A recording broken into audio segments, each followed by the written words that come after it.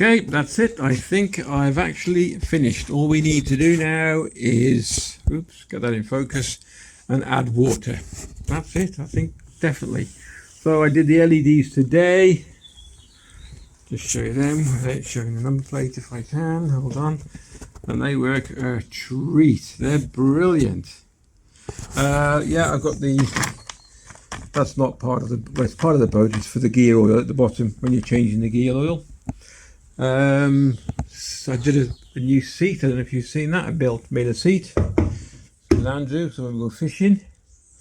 I put some tie holders in there so I can keep the tank. I bought a 40-litre tank for it, so she's virtually full.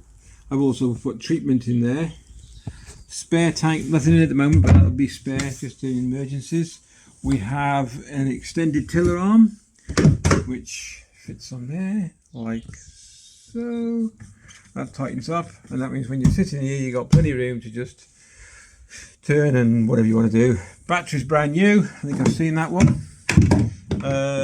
The bilge pump is in. It's not fixed yet. That's one thing to do, but what I was waiting for, which is a bit of a hack, this one, or a trick, or whatever you want to call it.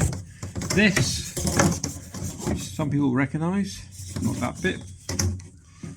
Doesn't matter anyway. But I bought this because this fits beautifully on the end of the bilge pump, which is one of these Sureflow 750 gallons an hour or something it is. Let me just make sure you're focused. There we go. Okay, and it's the only thing that fits that. It's like it's an oversized 22mm. So this pipe I bought off eBay, and it's just standard washing machine waste hose.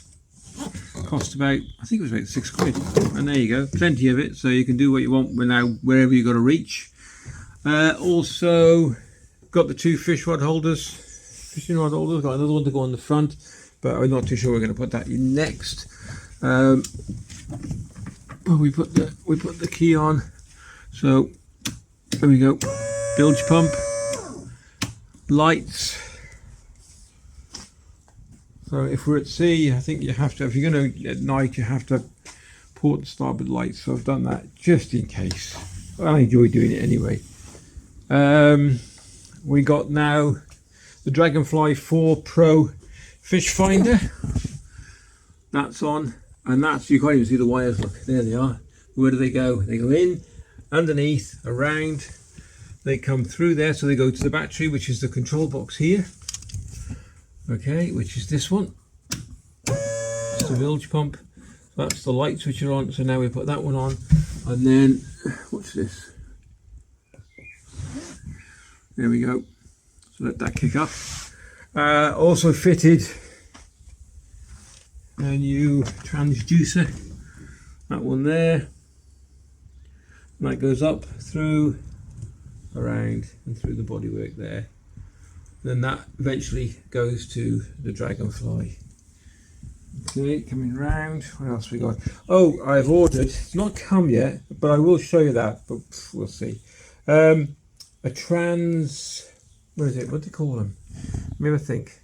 So it's a transom mount support, which means when you lift your engine up and you're in transit mode, so you're on the road, what you need is the engine supporter, because all the weight on here bouncing around will put a hell of a lot of weight on your transom here. And being it's molded plastic, but it's pretty, you're not going to break it, but you could.